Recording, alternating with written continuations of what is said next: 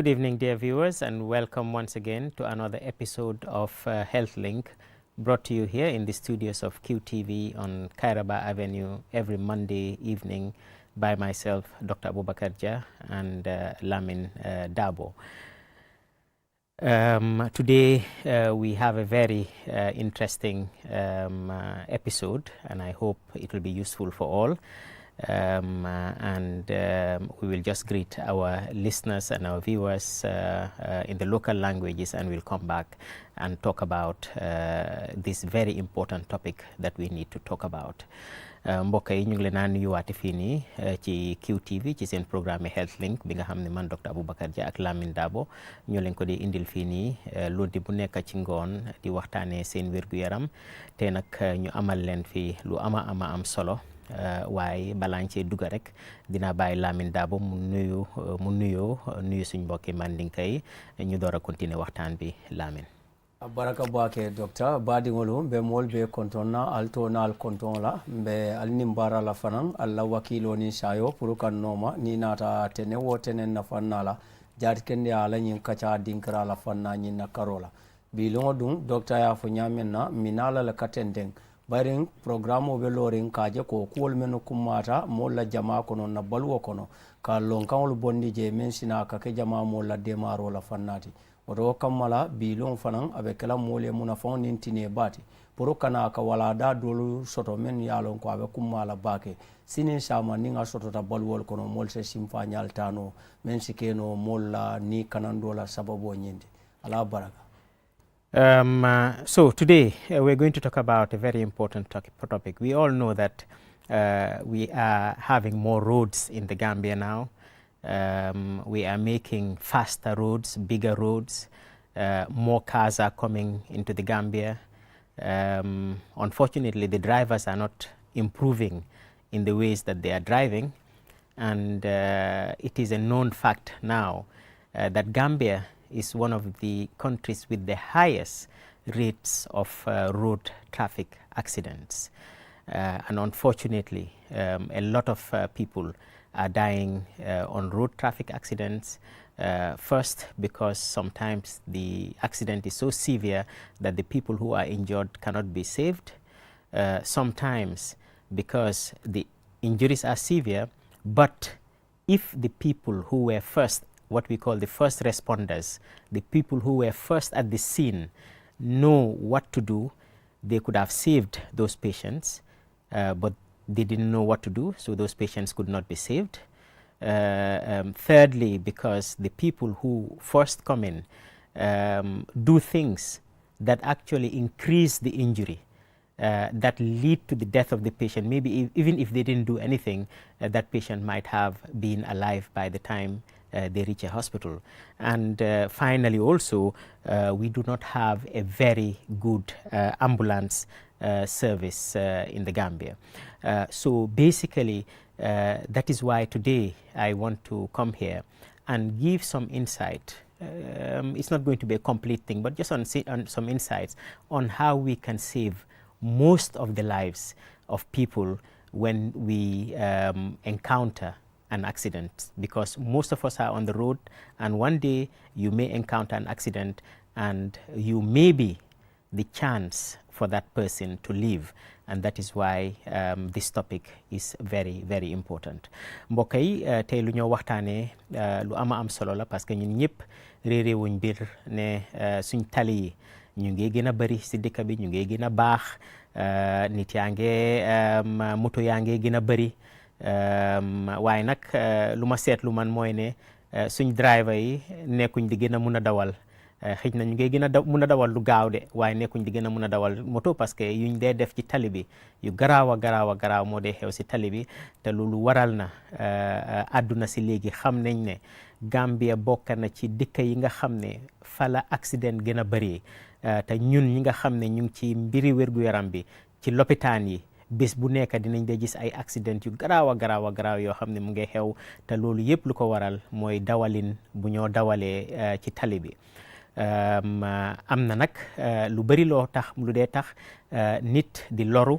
wara di ñàkka dundaam ci mbiri accident ci Gambie bi fii nii. benn bu njëkk bi mooy ne accident bi dafa garaaw a garaaw ba nga xam ne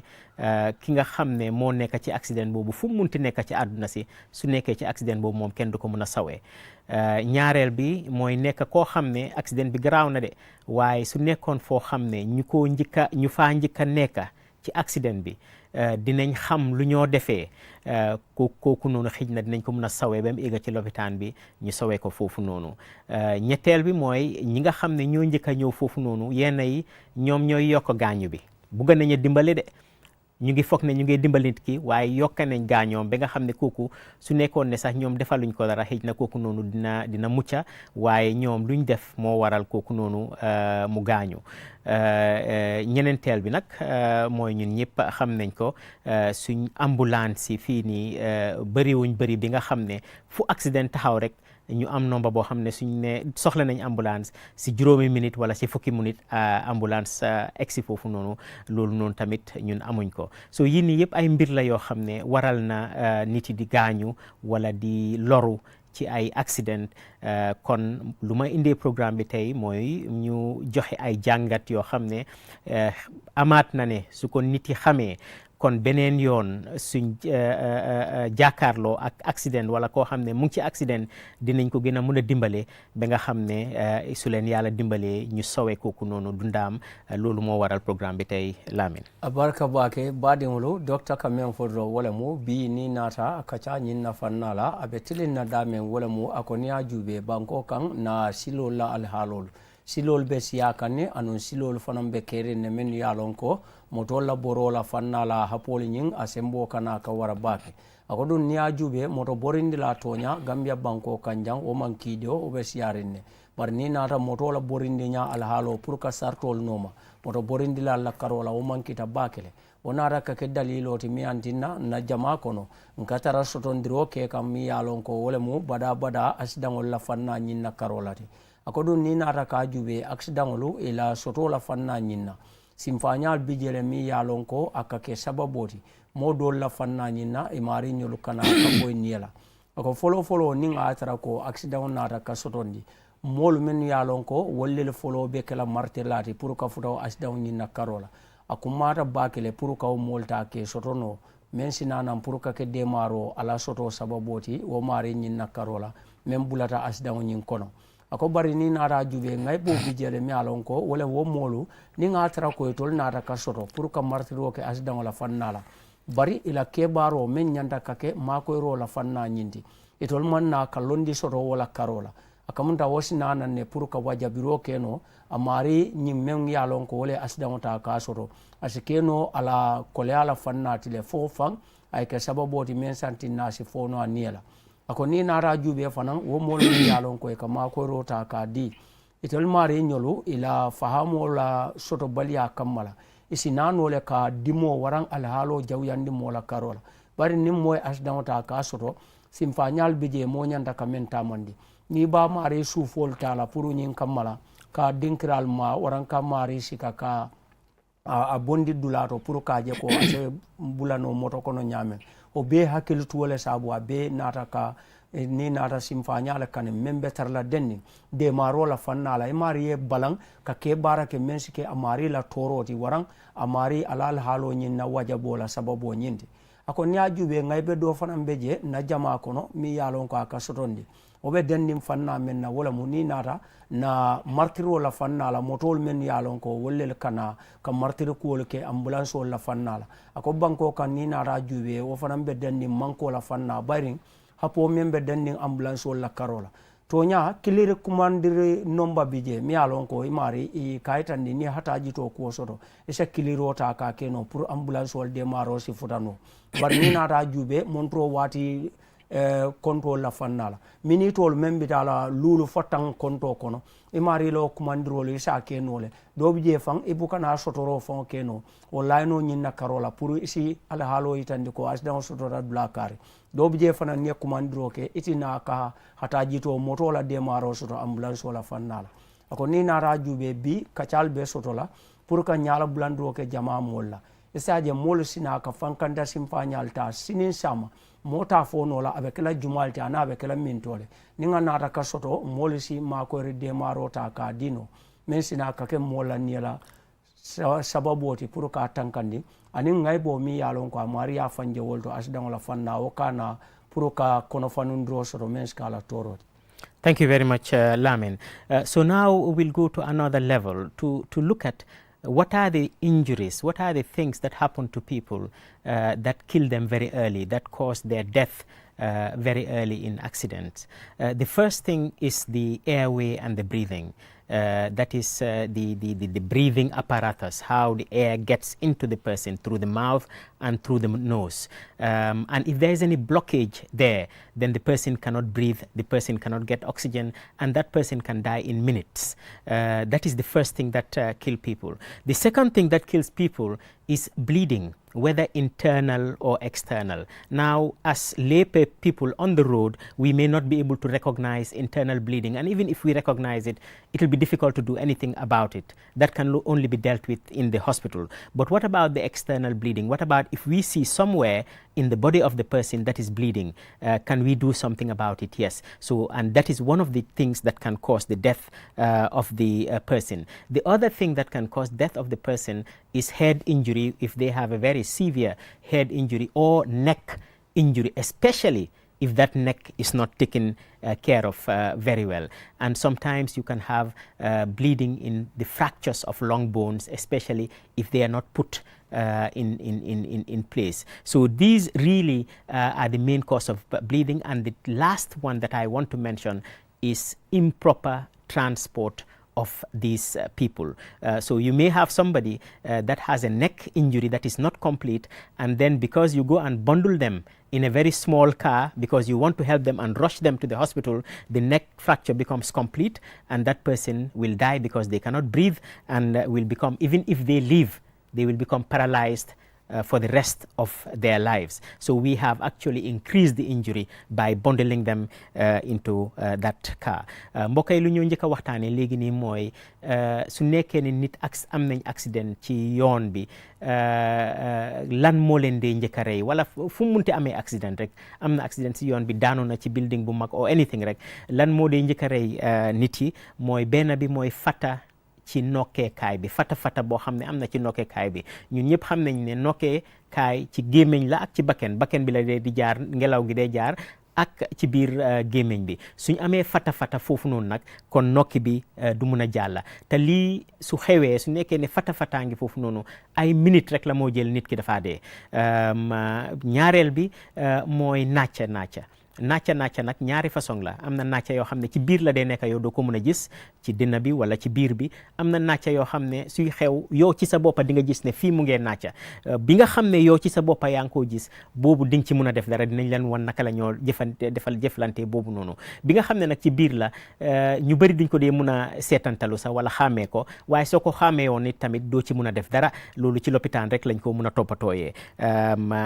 ñetteel bi nga xam ne dina dee di rey nit yi mooy su nekkee ne boppa bi moo dóor ba mooy nàcca ci biir boppa bi, boo xam ne boobu tamit yow mënuloo cee def dara, wala baat bi moo dama ba nga xam ne, parce que luy nokki yëpp ci biir baat bi la dee di jaar, wala tamit li nga xam ne mooy waral ngay mun a yëngatu yëpp ci baat bi la moo jaar. so su nekkee ne nag baat bi xaw naa dama tuuti waaye yëngatuwut, yow na nga jël nit kooku noonu rek fopp ko dugal ko ci moto bu ndaw, baat bi demee boor dafa dama rek, su demee nit ki du mun a tee nokki, te su nekkee ne mun naa nokki sax ba dem ci lopitaan bi, yàqana fi nga xam ne foofu la sidit yi nga xam ne mooy tax ngay dox, moo tax ngay yëngal sa loxo yi, sidit yooyu yëpp mooy yàqu bi nga xam ne nit ki su dundee it tamit du mun a tee dox diir dundaam yëpp, du mun a tee defal boppam dara. kon yow dafa mel ni kon da nga gën a yaaxa dimbalewuloo kooku noonu. ñetteel bi nag wala ñeneenteel bi, li nga xam ne dafa rey nit mooy yóbbu ko ci anam boo xam ne warloo koo yóbboo noonu. so foog naa tey suñ paree ci lii nii, si loolu la ñëw dugga si léegi nii, naka ngaa jëflante koo xam ne am na accident ba nga xam ne di nga ko mën a dimbale te doo ko lor, te doo lor sa boppa. foog naa loolu la ñëw waxtaanee si nii Lamin. baraka bake baadiŋolu docteur kammen fodoro wala mo ni naata ka jube ni mo tata amari ay accident soto ñim fanna ngay bol ka tara je mi alon ko aka soto amari la karola ako folo ni nata joron la fanna la mi alon ko be dendi ni jiyo la karola e ka ye ko mola ni jiyo anim fana ni selo la fanna la o kanana ka kale o soto anu wo kale o dum sufo mi alon ko wolle ka ni jeta ka ma koy nungo anin dala karola ni ngatara ko wolla fanna nyin inata ka ngay bo soto o mo kuleti mi alon ko miniti dantan na konto kono ni martiro mankeno amari sinano le pour ka fo aniela ako ni nara fula nyaw la fanna la obe den ni menna wole mu yelo ala bondo la fanna nyina mola karola yelo dunna bondo mi yalon ko wole be den ni mola fanna la ako sifa fulale sifa folo wobe den ni menna wole mu mi yalon ko akatara konotole wodum mo fenneti mi yalon ko manche ko e nyakatra je kanne jaharon ni nyama anun ni nata fulanja wala fannala wala fenti mi alon ko e kaje sufo la karola yelobe finde kannam bala jato la dinkra la banta la fannala ako ni nata kaw sifa nyinje ise wota no le ka martino mi alon ko beter la denning al halo la fannala dinkra nyinto anem mo nyinna samba wato nyinna janni ngatra be futanola jaral dinkra mi alon ko wala sutiyata ni nata niji fulanja nyinna ni nata yelo la bo fulanja wala fannala memo konotati fennati mi alon ko kese ala londo la fanna mol men yow soto wollel si o topotoro dino kata no sol nin docteur wala fannal nin na karola akodu ni nata ka jube mol kana fanan ka lanjuro soto bar mola fannala mi alon ko abe denning ni nata molu la karola membo ko imare nyolu e ko wala fanna kata ni nata e la kanwol la karola akodu ni nata o sifala wo mo kuleti mi alon ko ay topotoro sahar ngoleta ka nyinin ka nin hakil tuo ni misal fete mari nata na moto mi alon ko ala dinkra nyimbe detering inata o mari yumbu nyama ya asamba o moto nyin kono akamunte ete la faro ke jurmi la sapikan bari ni nata jube su fol men nyanda katra tilinding ni wol nata na pour ka ngoji nyokono wasita fan ka kolya di mola damen to hani ale asamba loptan inata kala kuol marti amari be parela wato wati ba fula kendi ala fannala abukana sawo soto no asufo la karola bari asufo mina fala le atakarra pour kam mamano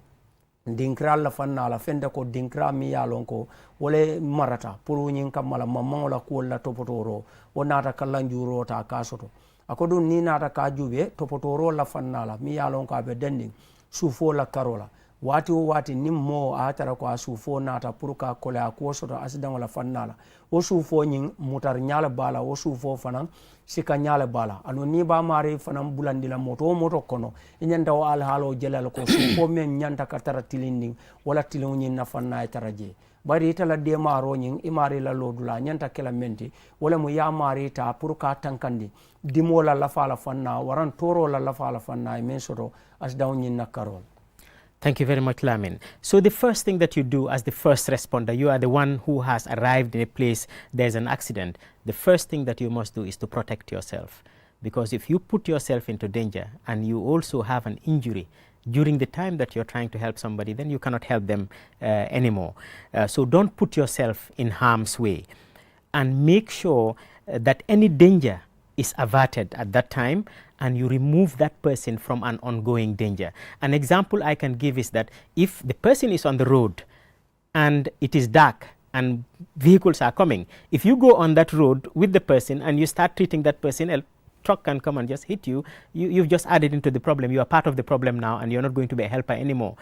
So maybe the first thing that you should do is, if you have reflective triangles, to go a few meters away from there and put the reflective triangles so that people can stop, know that there's something going on ahead of there. If there's a fire going on, you put off the fire first before you go and help this person. If you have an extinguisher in your car, you go and extinguish the fire if it's a small fire that you can extinguish before harming yourself. So the first thing is, don't put yourself into harm and remove any harmful effects before you start helping this person. Mbokk yi lu ma wax mooy ne kon su nekkee ne yow léegi fekkee nga lu demee ni accident boo xam ne xew na nga bugg a dimbale ñi nga xam ne ñoo nekk ci accident boobu, njëlbeen looy def mooy nga seetantalu place bi, seen ndax yow ci sa boppa doo indil sa boppa loraange. Parce que yow soo loroo, kon yow mi nga xam ne yaa ngi waroon a dimbale nit doo leen mën a dimbale, keneen ay ñëw am pour dimbale su doon benn nit la moo dimbale léegi am na ñaari nit yoo xam ne ñoom la war a dimbale parce que yow bokk nga si nga ñi nga xam ne dañ soxla dimbal kon bul def sa boppa si loo xam ne yow ci sa boppa di nga am loraange ñaareel bi mooy soo gisee li nga xam ne dina mun a waral loraange léegi nii ci yow wala ci ki nga xam ne moom moo gaañu ñu génnee loolu noonu nu ma ko mun a waxee rek mooy ci moto yi yëpp da nga dee gis ne dañ am lu ñoo ooyee reflective triangle mooy am na loo xam ne dafaa nekk ci sa biir moto bi nga xam ne su dara xewee di nga ko mun a teg ci kaw tali bi nga xam ne képp kuy ñëw dina xam ne fii nii problème am fii mu def ndanka parce que yow soo taxawee ci tali bi fekk mu ngi lëndëm nga ne yaa ngi koo dimbale moto ñëw dóor la yow it tamit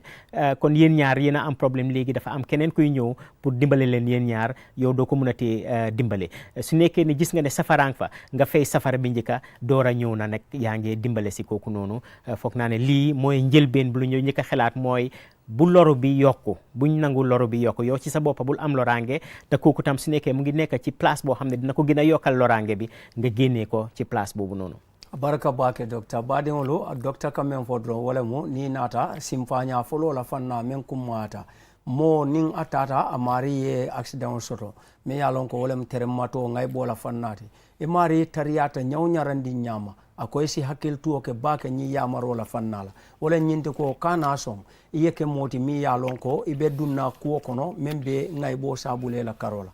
folo ila dandaŋo la juubee daa meŋ to ye a loŋ ko i lafita ka maakoyiroo ke wolu to fo a alhaaloo be tankarin ne baŋ fo a koyita le baŋ pour yewo deemaaroo taa ka di wo waatoo ñiŋ na a ko duŋ niŋ naata ka juubee wo dinkira la fanna i lafita moo koteŋo meŋ fananta a la ka deema i ñanta wo fanaŋ na alhaaloo ñiŋ juubee la ate be dinkira meŋ to fo dulaa ñiŋ koyita le baŋ pour i si deemaaroo taa ka di a ko misaaloo fee la niŋ a tara siloo kaŋ ne mu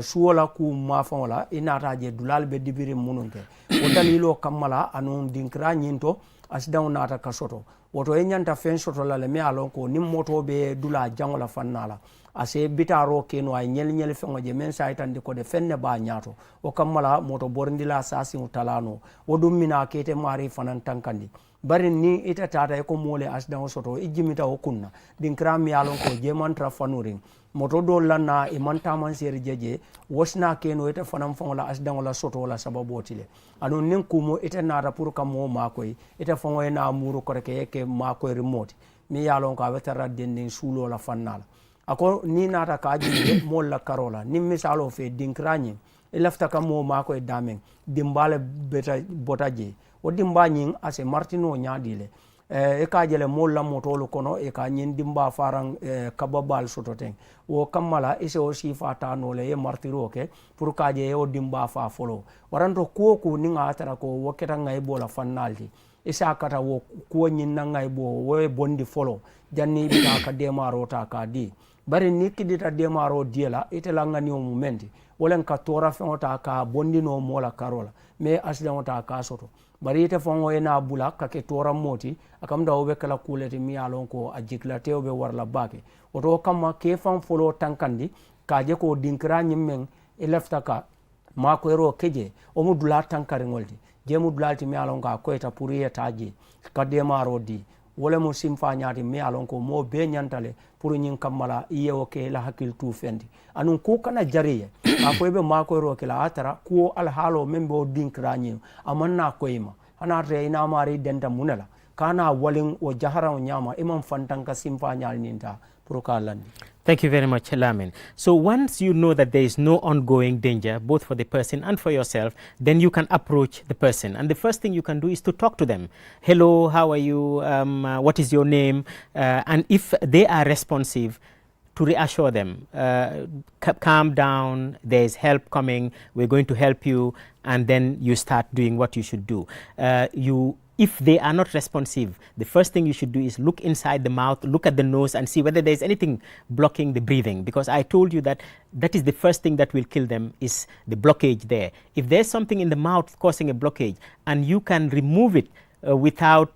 causing harm to you, even if you put a piece of cloth around your fingers so that you protect yourself in case the person tries to bite, then you remove whatever is causing the blockage, then you can save that person's life. There is a maneuver that I will show you which you can do to lift the chin of this patient, and that makes them usually breathe better when you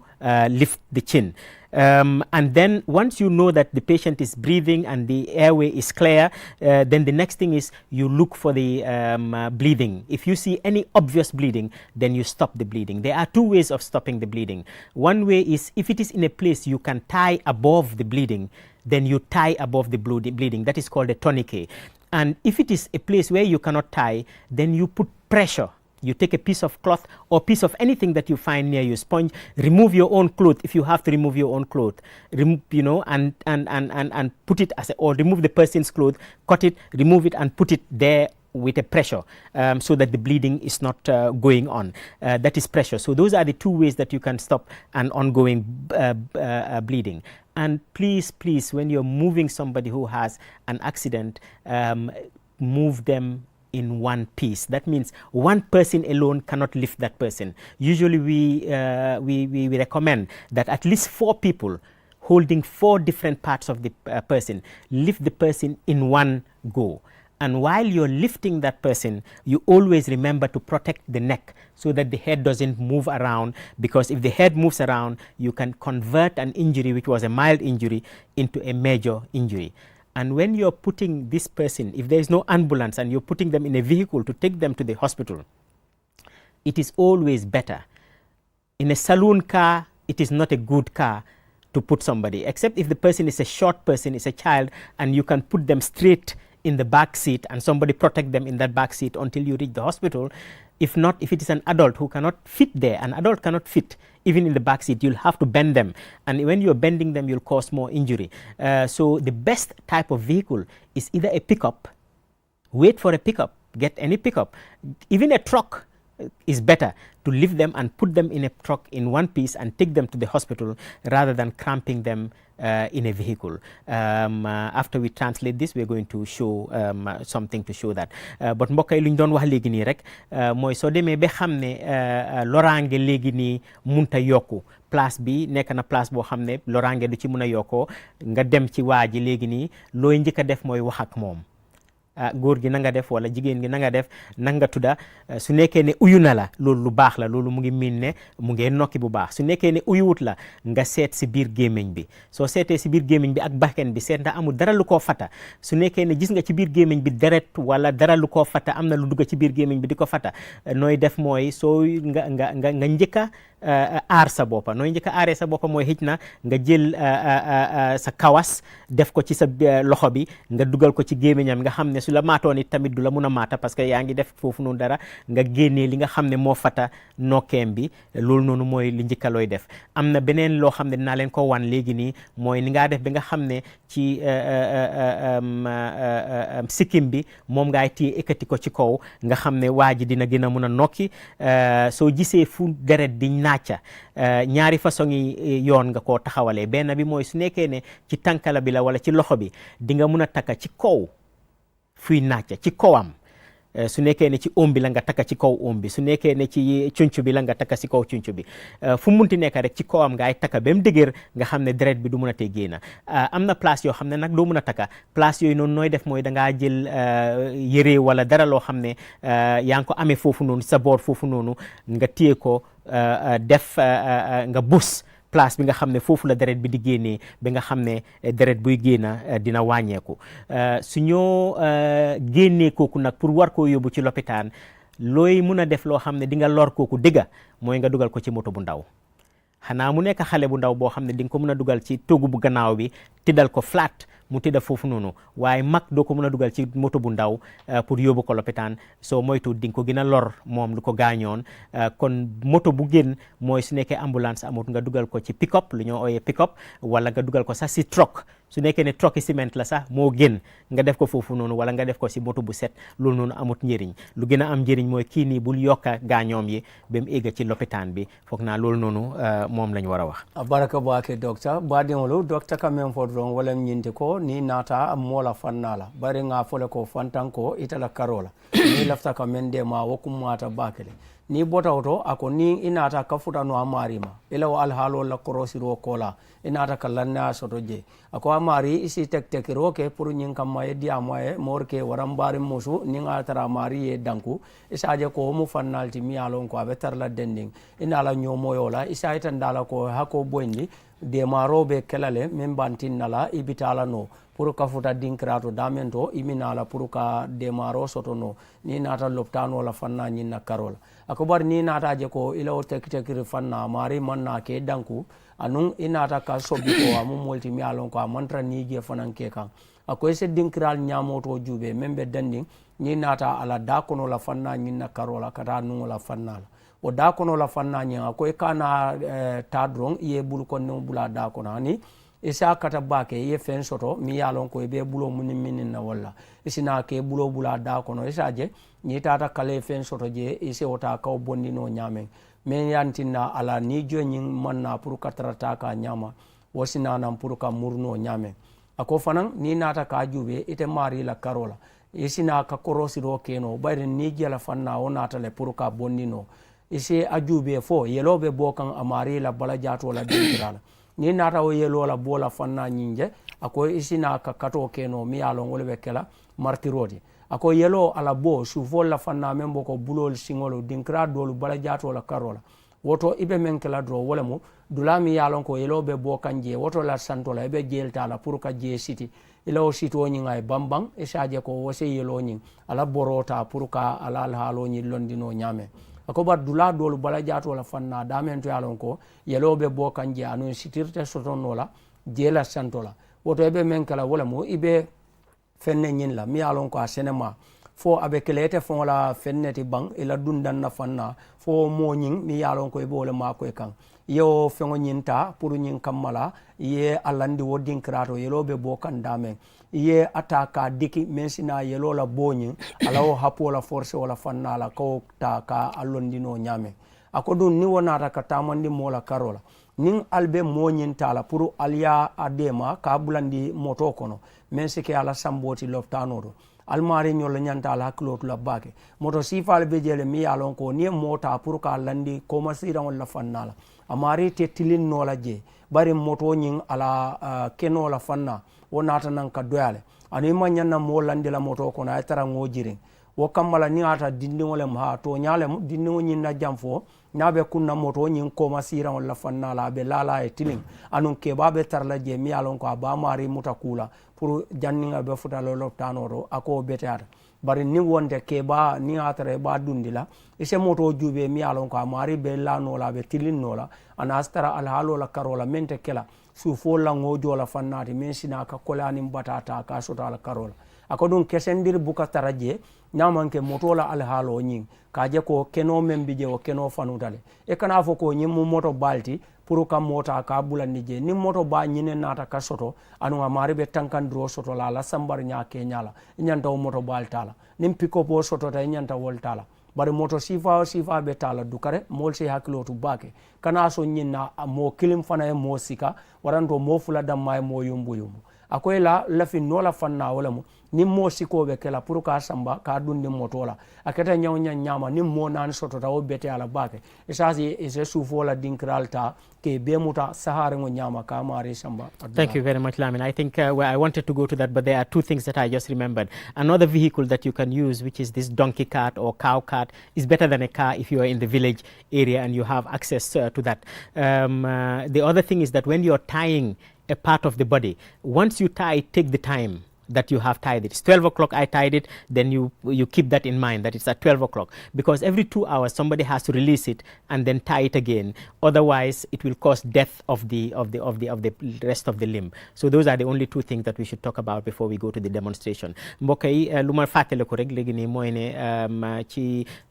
yi nga xam ne war nañ ko mën a jëfandikoo pour yóbbu kooku noonu sareet bokk na ci moo gën moto bu ndaw, parce que sareet bi di nga ko mën a tëddal ci kaw sareet bi te doo ko banka bi moo dee nekk problème bi moo gën moto yu ndaw yi nii. Beneen mbir mi tamit sooy dem ba di takka foo nga xam ne mu ngee naaca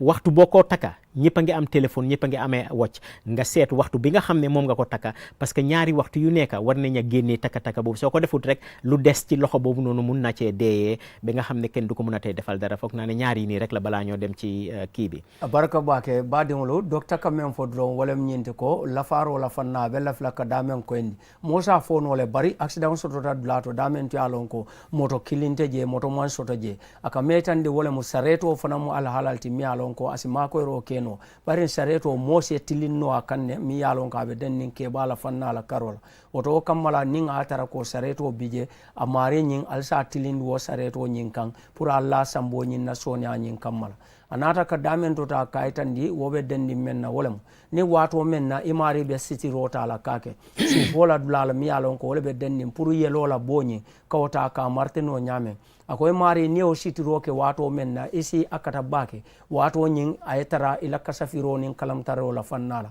isa je ko ni nara sarto la fannala montro wati fula o dinkra nyanda ka firinne ay na city ku bari nin dula nyin tententa sito la fanna nyin na ado nyerentere wo nyama o mu kulati mi alon ka sinanga e bo soto ndino amari bulo warasi wala o sufo la fannala mensi ke ala fanyin na sababoti ako dalilo kamala imari sa kata bake kaje ko de montro wati fula akana tambi wala atara ko amari law dinkra man firing hana amina sito Fognani, I think that the time is going very fast. I was thinking that we'll have enough time, but we'll go on in one language on this, and when we come back next week, maybe we can replay and explain some of these things. But what will happen now is that me and Lamin, we have finished the program and we are going out, and we met with an accident on the road just outside the Q City building. On the side of the road, it's not on the road, there is no danger, so we will approach this person and see how we can help this person, and if we have more time we'll come and sit down again and explain. If not, we will wait until next week and explain things to our viewers. Mbokk yi foguma ne tey dinañ am waxtu dégga pour def mbir mi nii waaye lu ñoo def rek mooy ci olof dinañ wax mbir mi den su nekkee time bi jeex na next week suñ ñëwee ñu baamtuwaati ko ñu wax ko ci yeneen langa yi nga xam ne waxaguñ ko woon angale ak mandinka nit yi gën a mun a faham mbir mi waaye luy xew léegi mooy ne mën Lamin jeexal nañ programme bi ñu ngi nii di génn ci biti ñu génn ci biti rek ci biti Qcell gis benn accident am na koo xam ne mu ngi ci accident ñu ngi ko fekk ci kaw tali bi ci boori tali bi nekkul ci kaw tali bi nekkul foo xam ne fu dangerous la ci boori tali bi lañ ko fekka ñu wan leen naka la ñoo dimbalee kooku noonu Lamin ci mandinka abarka bake badingulu docteur kamen fo wala nyinte bi kumbe wala fannala wato tension wala pour nyin kamala ka kudewol bela kan sabo nyin na fannala o dalilo kamala mbinala pour nyin kamala dron ka finte aliya jang ndolula karola komen kumbe nyin banda ndung nata kamoje mi yalon ko amari ya accident wala sorabe laren silo la kartanta wala fannala o mari nyin na karo pour ka jube mune démarche di no amari la pour nyin kamala ko ase fota no jat kende ala jara dula men suti ata ala karola akodum ni nata kumben do la fannala sina ka jube membe na kake ni nata angale kan ani mandin ka kan la fanna pour ka kol sain ka menske mole wala dalti démarol la simfanya mol simentano o dalilo kamal sen no madron nga bula kol nyin kon. Okay, Lamin, so we are going home now, huh? We're going home, and here we are, and oh my God, there's an accident, Lamin. There's this man on the road. Look at him. Oh, this man, he's bleeding from the hand. You can see the hand is broken, and he's also bleeding from there. Oh my God, we need help. Is there anybody here who can help us? Okay, Gorgi, nanga def. Kii dañ ñëw rek léegi li fekk ko ci accident oo nañ nit yi pour ñu dimbale ñu ngi gis ne loxo baa ngi dama mu ngeen naaca ñu ngi gis ne fële mu ngeen naaca soo maa ngee waxa moom góor gi nanga tudda nanguta waxa man soo dinaa xaw a ekkati lifin bi naka lañ ko sikkim bi nii tuuti di nga gis ne waaw léegi nii mu ngee mun a wax góor gi nangal tudda mu ne mu ngi tudda Lamin Jah Lamin Jah la tudda de waaw mu ngoog so nga baalal ñu rek dinañ la dimbale defal ndanka bañ a la yëngatu bu baax so léegi nii mu ngee nokki léegi nii bugga naa yow nga ñëw nga téyel ma fii nii Thérèse jërëjëf ci dimbale bi so yow nga ñëw téye fii nii Lamin soo ñëwee téyel ma baat bi rek nii parce que baat bi bugguñ mu yëngatu mu nekk benn place so kii mu ngee nokki so léegi nii mu ngee nokki bu baax yëpp a ngee dem fine the next thing lu ma gis mooy lii nii am na kenn góor gi léegi nii baalal ma jox ma sa genso bi góor gi jox na ma gensoom bi fii nii mu ngeen naaca bu métti nu maa def rek mooy dinaa dem ci kawam ma takka fii nii bu baax lii genso nit la nii nga xam ne moom moo ko sumi léegi nii abal ñu ko parce que da nga war a utiliser da nga war a use li nga xam ne moom moo nekk foofu noonu takka naa ko ba mu dëgër naaca bi léegi nii wàññeeku na waaye nag mu ngeen naaca fële na tamit am nañ beneen yére bu ñu am fii nii balal ma dimbale ma defal ma lii nii fii nii téyel ma lii nii fii mu ngeen naaca bu baax a baax so mu ngi ko téye bës ko bu baax a baax ba nga xam ne naaca amatut so léegi nii ñoom ñu ngi téye fii nii ba léegi nii gis naa fii nii benn banta baa ngoog dama bi dinaa ko straight balal ñu de góor gi dina métti tuuti def nañ dama bi nii ñu téye ko bem straight ma jël yére fii nii ma taka ko nii nga xam ne bii mu ngi straight ci ñaari place so dama bi straight naa ko dinaa taka beneen fii nii tam su ma amee lu ma ko taka fii nii ma taka ko fii nii beneen mbir mi nga xam ne moom lañ war a def léegi nii mooy baat bii nii warta yëngatu so maa ngi jéem a ut li nga xam ne dinaa ko téye baag bi mu ngi am fii nii dara li nga xam ne moom laay téye nii gisuma dara waaye suma daala yaa ngi nii suma daala yi laay use rek ma teg benn fii nii balal ma nii téyel nii gaaw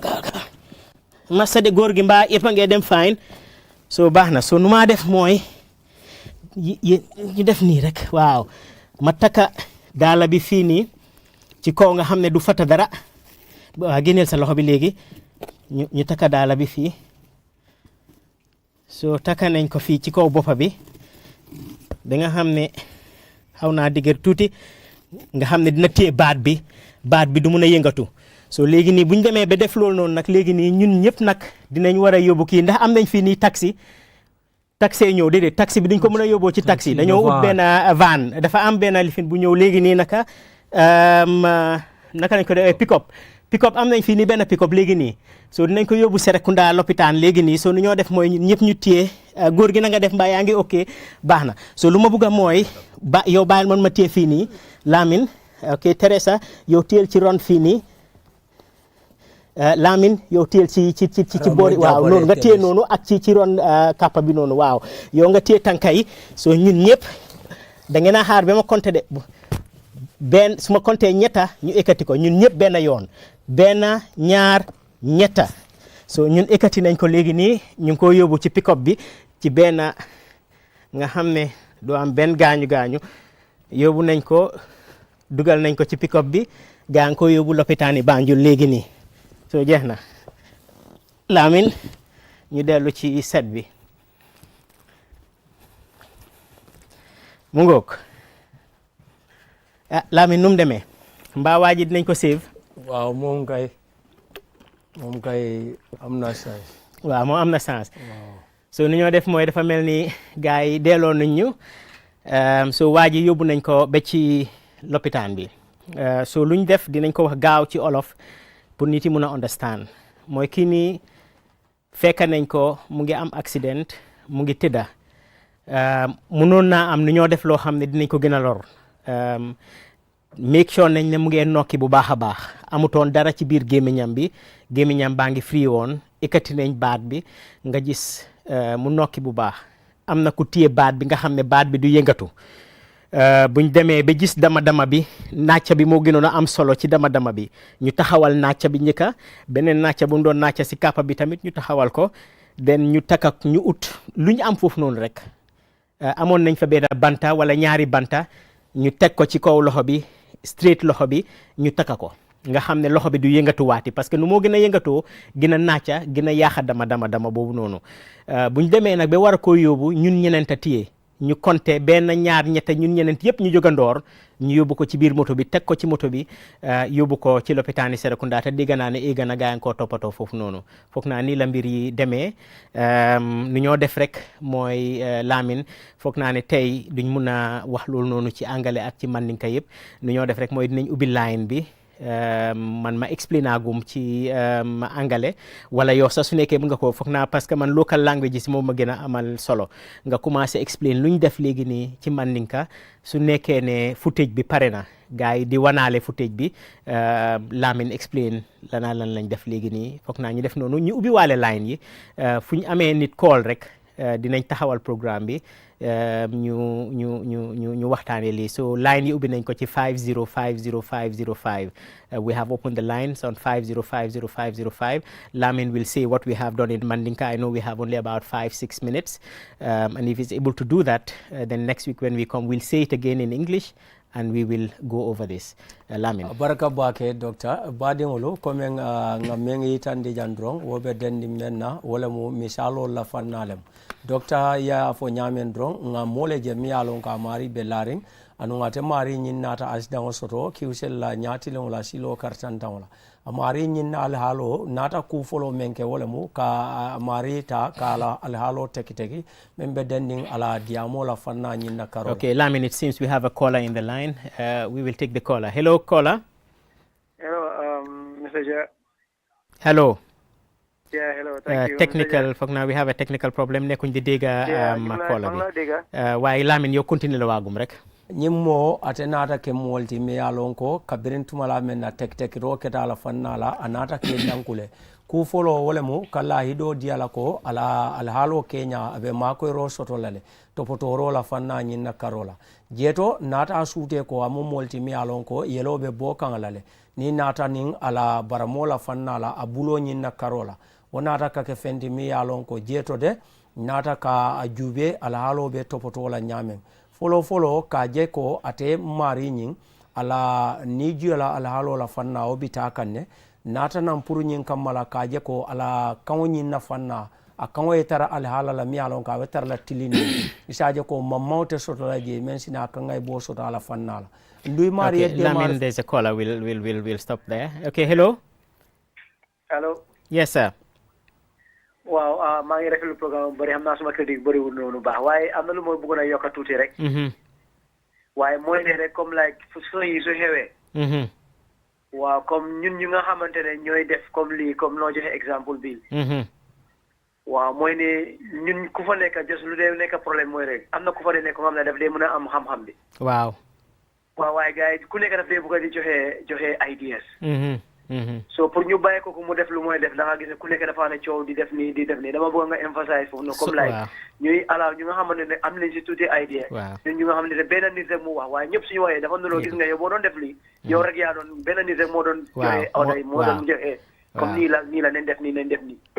waaw wax nga dëgg loolu lu am solo la waaye dañ miin fii nii ku ne la noo def leen lii def leen lii te loolu su amee rek ku nga xam ne moo tëdd moo de loru. mooy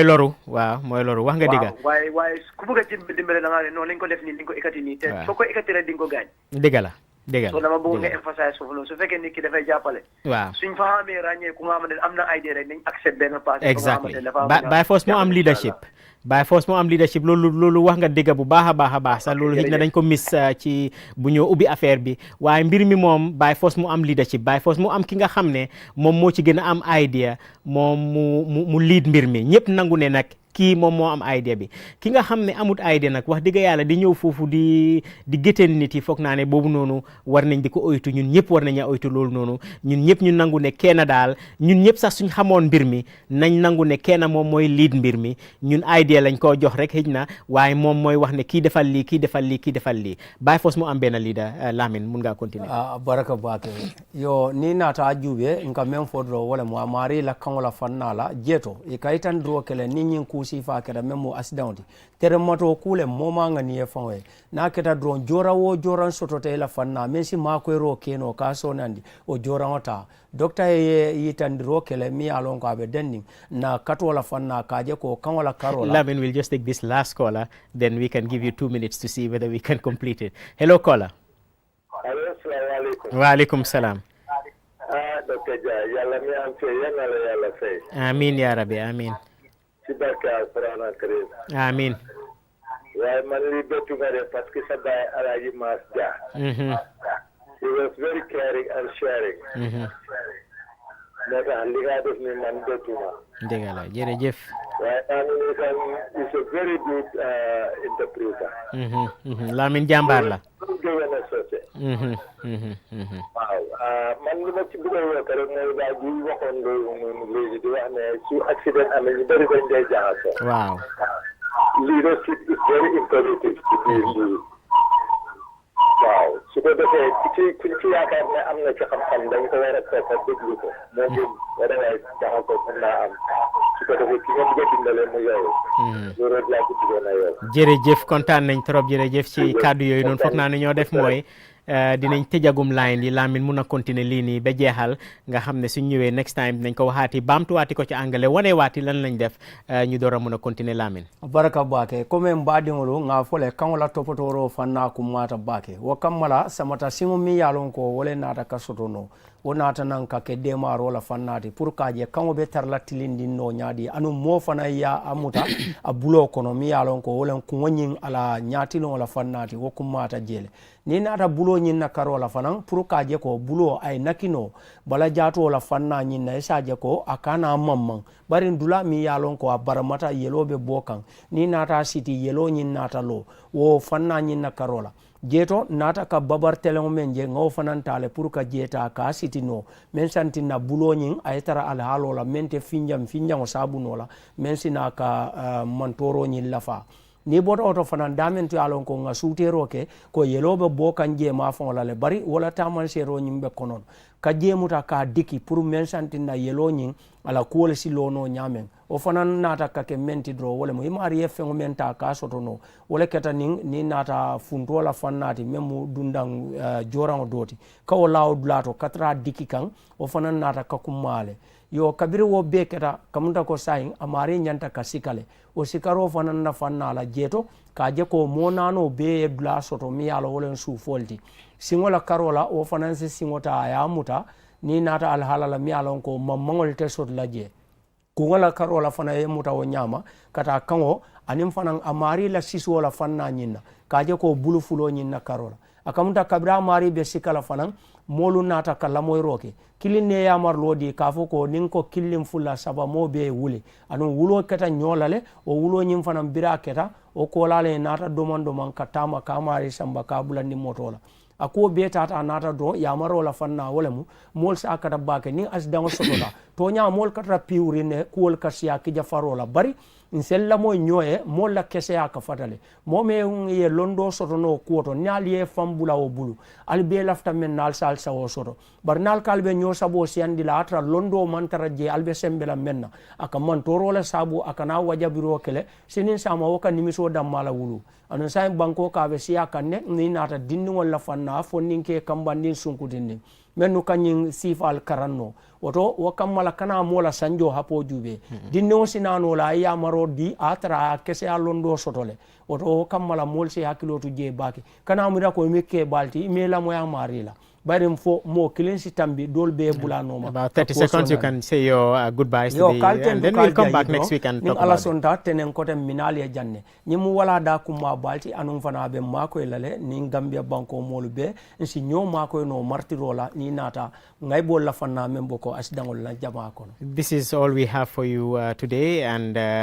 time has gone, but I promise you next week we will repeat the scenario we have given, and we will talk about it in more details and get more calls. Mbokk yi lii rek lañ mënoon a def tey waaye week bi ni di ñëw maa ngi leen a dig ne dinañ wanewaati luñ defee woon noonu ba pare jël call yu gën a nga xam moo gën a bari ñu gën koo waxtaanee jërë ngeen jëf fii ba beneen yoon.